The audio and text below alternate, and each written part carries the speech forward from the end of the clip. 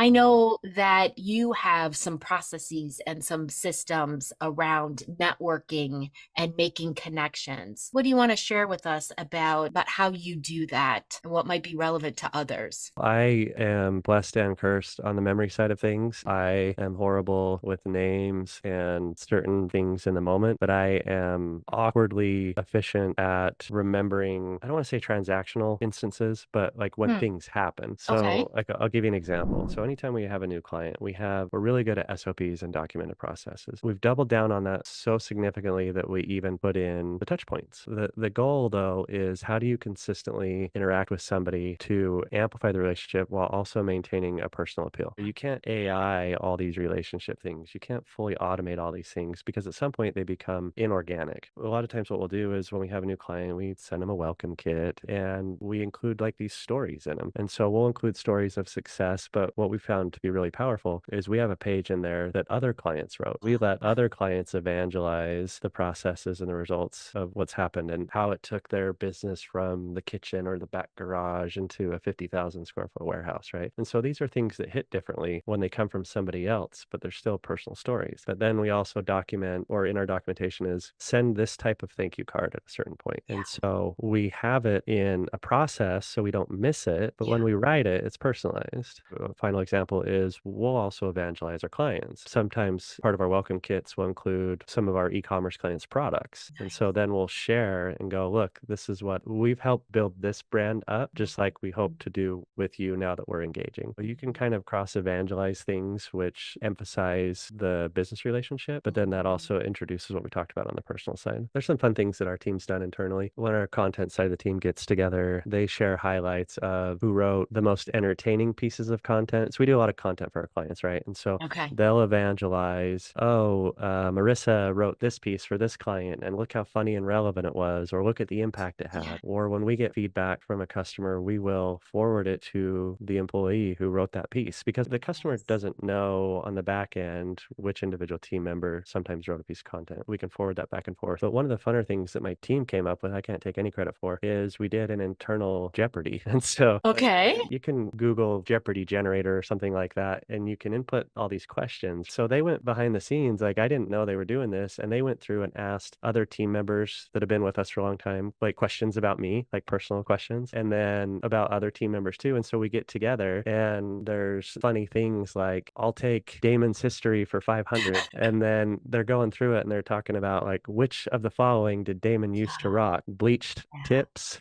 a man bun, and so there's all these funny it ends up creating this fun conversation of bonding, but Nice. then you also find out some of those little intimate things that you didn't know about your team, and then it brings them all together a little bit closer.